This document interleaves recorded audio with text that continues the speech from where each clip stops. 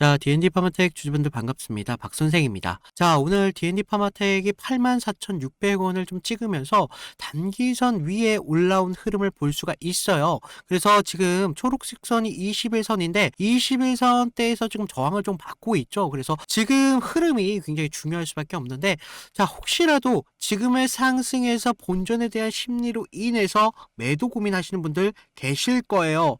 하지만 우리가 지금 시점에서 매도하면 된다?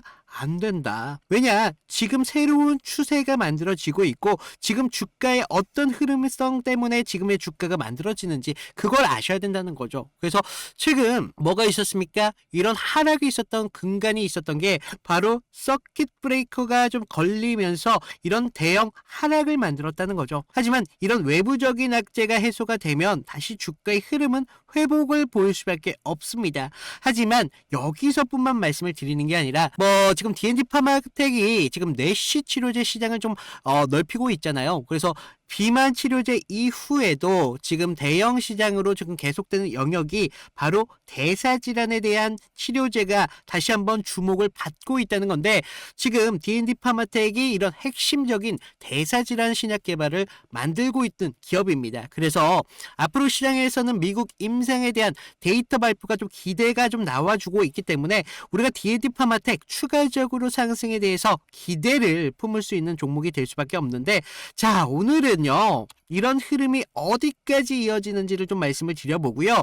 다시 한번 상승이 나왔을 때 우리가 D&D 파마텍 어디에서 기대를 걸어야 되는지 그런 중요한 이야기를 좀 드릴 테니까 우리 주주분들 다들 좀 힘내시자고 댓글로다가 화이팅! 이라고 한 번씩만 부탁을 좀 드리고요. 좋아요도 좀 한 번씩만 눌러주시면 감사드리겠습니다. 자, 우리가 D&D 파마텍 지금 먼저 차트를 보시고 우리가 좀 판단을 해도 늦지 않는다라고 말씀을 드렸죠. 자, 언제였습니까? 바로 11만 3,700원 11월 작년에 찍었습니다. 그리고 나서 주가의 움직임이 어때요? 계속적인 급등락을 좀 반복하면서 박스권을 만드는 지지부진한 움직임이 계속적으로 나왔다는 거죠. 자, 우리 주주분들 입장에서는 지치실 수밖에 없겠습니다. 하지만 지금 같은 구간, 우리가 보상을 받아야 된다는 구간이 곧 있으면 열린다는 겁니다. 그래서 우리가 지금 같은 구간, 이런 흐름이 굉장히 중요할 수밖에 없는데, 지금 우리가 하락이 나왔을 때 거래량 보세요. 그렇게 터졌습니까? 안 터졌죠? 지금의 흐름이 툼에도 이어지지 않았다는 겁니다. 그러면서 하방에 대한 지금 지지를 보여주면서 다시 한번 상승을 만들어 가고 있어요. 그래서 지금 장기선 위에서 지금 흐름이 지지한다라고 말씀을 드렸고, 지금 21선 지금 초입까지 지금 나타나고 있습니다. 그래서 지금 단기선들이 아래로 지금 깔려 있지만 다시 한번 수렴하는 구간이 만들어진다는 거죠. 자, 여러분들, 제가 항상 강조하는 게 뭐죠? 우리가 이평선들이 이렇게 수렴하는 구간에서는 한 번쯤 대시세가 터질 수 있다라는 걸 말씀을 드렸습니다. 자, 우리가 항상 이런 흐름들이 반복을 해왔다는 거예요. 과거에서도 보면. 자, 우리가 어때요? 지금 이런 흐름들, 지금 단기선들 보시면 주황색 선, 노란색 선이 3일선과 5일선인데 그런 단기선들이 지금 죄송합니다. 21선을 기점으로 해서 하락이 만들어지고 다시 한번 돌파가 만들어졌을 때 대형 시세가 터지더라. 그래서 우리가 지금의 흐름을 굉장히 중요하게 봐야 되는데, 우리가 최근 수급을 보시면 어떻습니까? 지금 외인계 기관들은 계속적으로 주워 담고 있어요. 그래서 우리가 하락이 나왔을 때, 우리가 서킷 브레이커로 걸렸을 때도 지금 하락이 나왔을 때 개인들은 매도한다는 겁니다. 왜냐? 공포가 나오기 때문에. 시장 전체에 흐려지는 공포로 인해서 개인들은 매도를 보이지만 외인들과 기관들은 오히려 호재를 부으면서 지금 비중을 높이는 그런 과정을 거치고 있다라는 거죠. 자, 결과적으로 얘네들이 비중을 높이는 작업이 왜 그러겠습니까? 자기네들의 기대치가 아직 충분하게 모여지지 않았다라는 거죠. 그래서 우리가 차트를 다시 한번 본다면요, 얘네가 결과적으로 가져가려고 하는 구간이 11만원대가 아니라는 겁니다. 그 이상을 다 바라보고 있기 때문에 지금 구간에서 비중을 높이는 그런 작업을 반복한다는 걸 아셔야 되겠죠. 그럼 우리가 이런 비중을 잡는 작업이 사실 기업에 있는 가치가 없다면 가능하겠습니까? 가능하지 않는다는 거예요. 이게 D&D 파마텍이 무슨 작전주도 아니고 지금 이런 식으로 해서 그냥 이유 없이 종목을 띄어 올릴 수가 없다라는 거죠. 분명히 말씀드리지만 D&D 파마텍 같은 경우는 지금 내시 치료제, 뭐 비만뿐만 아니라 대사 치료제를 계속적으로 개발을 하고 있습니다. 지금 미국에 대한 임상을 하고 있어요. 그래서 이게 발표가 된다면 D&D 파마텍은 더 강력한 상승을 만들어 갈 수밖에 없다는 겁니다. 그래서 우리가 여기에서 기준이라는 걸 분명히 세우면서 기회를 잡으셔야 돼요. 그래서 이 기회, 기업에 대한 가치가 없으면 불가능하다라고 말씀드렸는데, 제가 기업 가치에 대해서 나중에 좀 다시 한번 말씀을 드리고, 지금 우리가 같은 구간, 개인들이 가장 많이 하는 실수 뭐냐? 자, 이런 구간까지 나오면요, 사실 조금이라도 상승이 나오면 본전에 대한 욕구가 생길 수밖에 없습니다. 그래서 매도를 한다는 거예요. 사실 우리가 주식할 때 가장 좋은 건 뭔지 아세요? 자, 보시면 우리가 올랐을 때 그때 매도 타점을 잡아야 돼요. 그리고 우리가 하락이 나왔을 때 어떻게 거기에서 매수 타점을 잡아야죠. 자, 우리가 쌀 때 사고 비쌀 때 팔아라. 누구나 알고 있지만 쉽지가 않죠. 그게 왜 그러냐? 수급에 따라서 이런 것들이 결정이 되잖아요.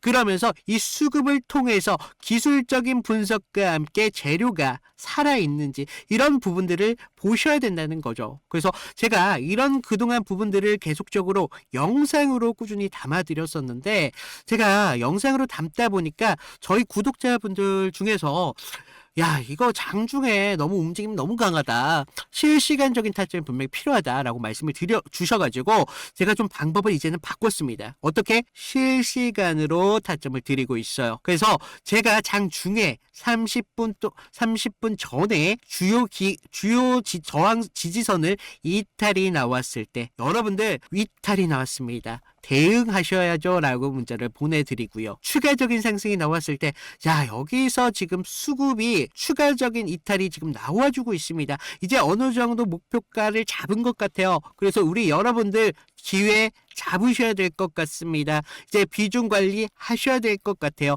라고 계속 30분 전으로 실시간으로 타점을 보내드린다는 겁니다. 그래서 방법 간단해요. 제가 지금 채널을 운영하고 있잖아요. 그러다 보니까 좀 여러분들의 구독과 좋아요 하나만이 저한테 굉장한 큰 힘이 됩니다. 그래서 구독, 좋아요 이거 한 번씩만 눌러주시고요.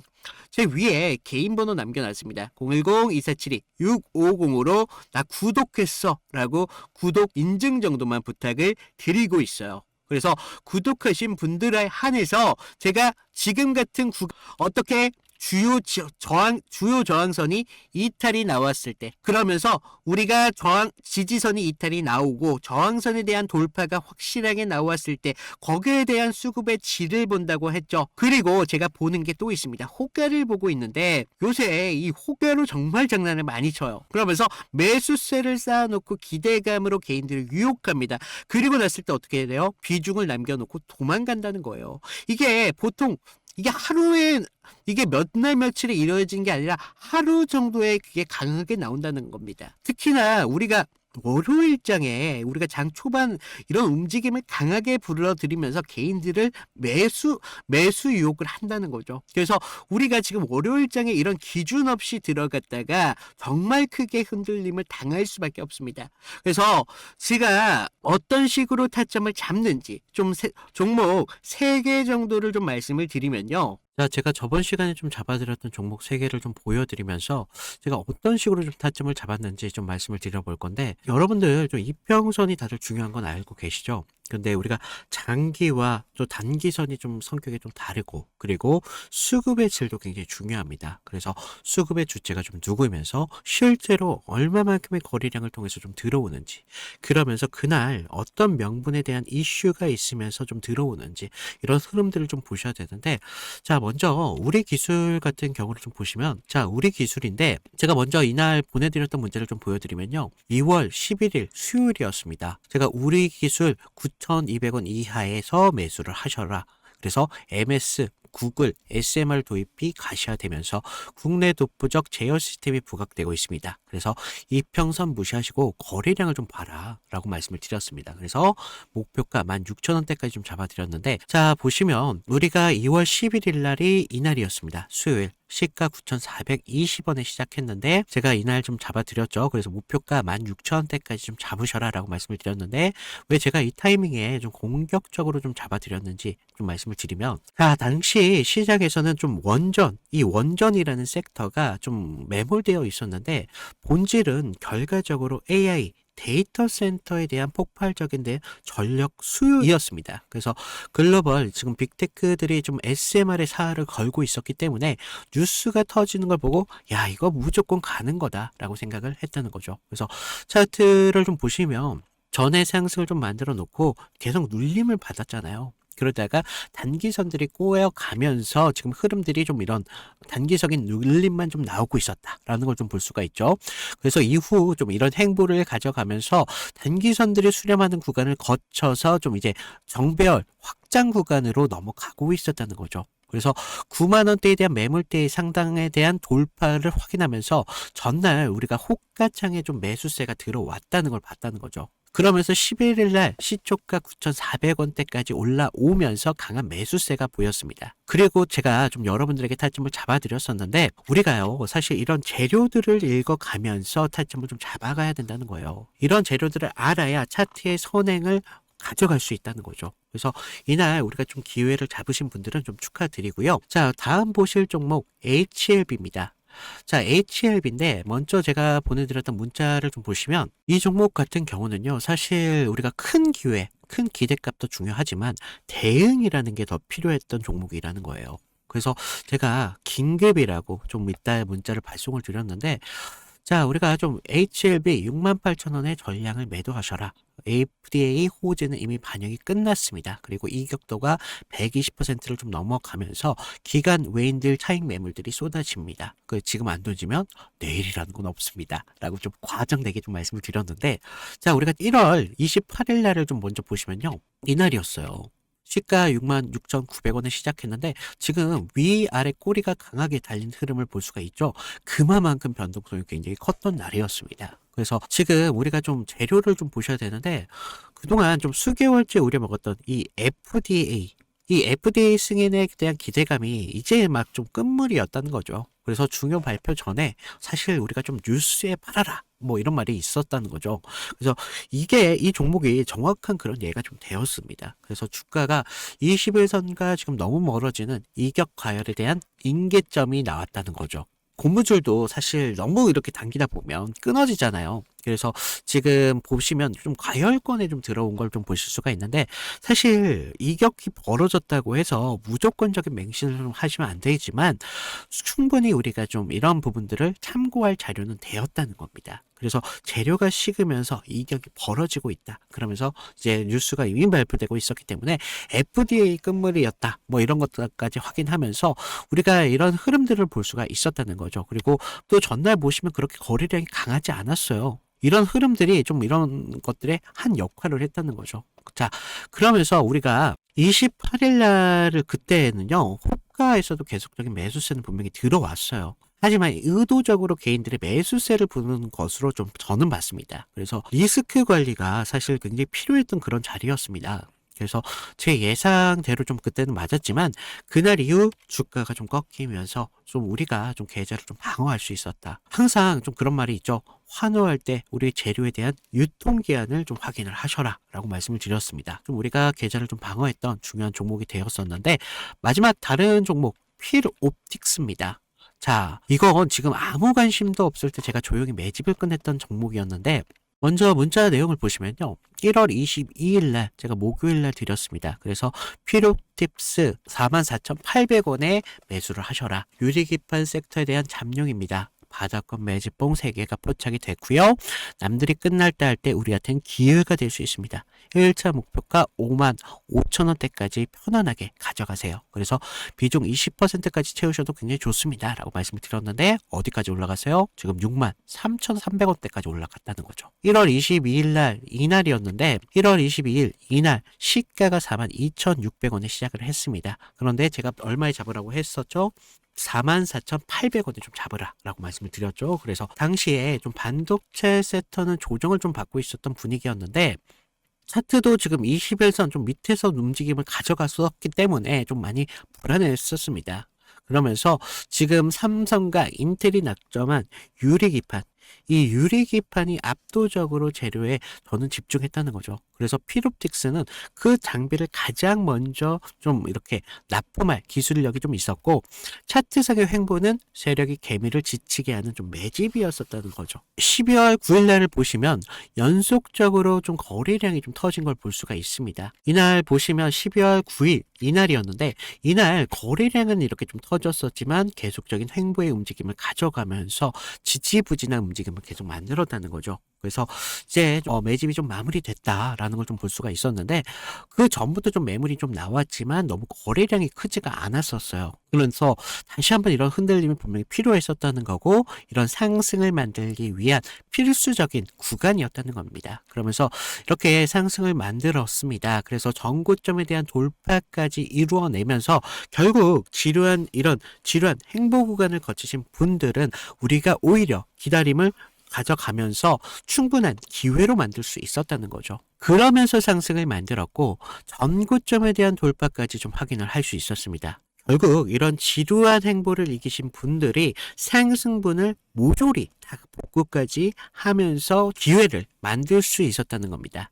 결국 지금과 같은 기회들이 어떤 기준으로 들어가느냐, 거기에 따라서 여러분들의 계좌가 달라질 수밖에 없습니다. 주식은요, 항상 제로섬이기 때문에 누구 하나가 좀 기회를 만들면 누구는 손실이 만들어질 수밖에 없다는 거죠. 따라서 주가를 움직이는 주체에 대해서 완벽하게 알고 있어야 된다는 겁니다. 그러면서 차트의 기본적인 기술적 분석과 함께 추가적으로 어떤 재료가 붙으면서 상승에 대한 명분을 만들어 가는지, 이런 것들을 알아야 되기 때문에 제가 좀 말씀을 드렸습니다. 자, 그래서 제가 지금 같이 좀 이런 타점 필요하신 분들은 제가 아까도 말씀드렸죠. 무료로 드리고 있는 만큼 아래 구독과 좋아요 한 번씩 눌러주시고요. 위에 있는 제 개인 번호 010-2472-6550으로 구독, 인증 정도만 부탁을 드리고 있습니다. 그래서 좀 여러분들 지금과 같은 기회에 좀 기회를 잘 살려서 계좌를 키우는데 좀 확실한 기회로 만드셨으면 좋겠습니다. 자, 우리가 그리고 타점을 잡는 게 정말 중요하다고 말씀을 드렸습니다. 하지만 이 타점이 단순하게 우리가 차트만 봐서 나올 수 있는 것이냐, 그게 절대 아니다라고 말씀을 드렸어요. 우리가 타점의 근간이 되는 게 기업이 갖고 있는 가치에 대해서 아셔야 된다라고 말씀을 드렸어요. 결과적으로 주포 세력들이 가격을 끌어올리기 위해서는 명분이라는 게 필요하다는 겁니다. 명분이 있어야 개인들이 그걸 통해서 유입이 될 수밖에 없죠. 개인이 유입이 돼야 결과적으로 비중을 남겨 먹을 수가 있다는 겁니다.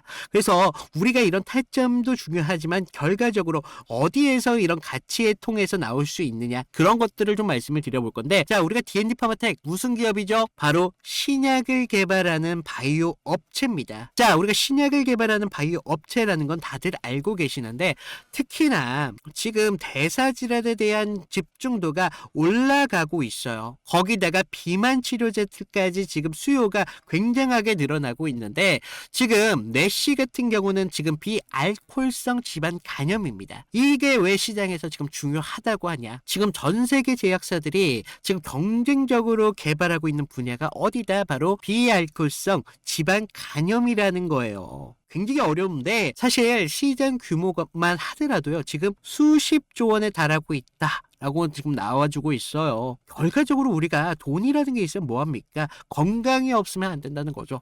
그렇기 때문에 이런 바이오 업체들은 계속적인 수요가 쌓일 수밖에 없는데, 자, 시장에서 임상 데이터가 하나 나온다면 그 순간 바로 기업의 가치가 달라집니다. 그래서 지금 바이오 종목들이 단순하게 실적을 바라보는 종목이 아니에요. 실적은 나빠질 수가 있습니다. 왜냐? 개발을 해야 되잖아요. 개발을 해야 되기 때문에 우리가 실적에 대해서는 좀 어느 정도 감안을 하고 들어가야 된다는 거예요. 연구비로만 하더라도 엄청나게 많이 들어간다는 겁니다. 왜냐?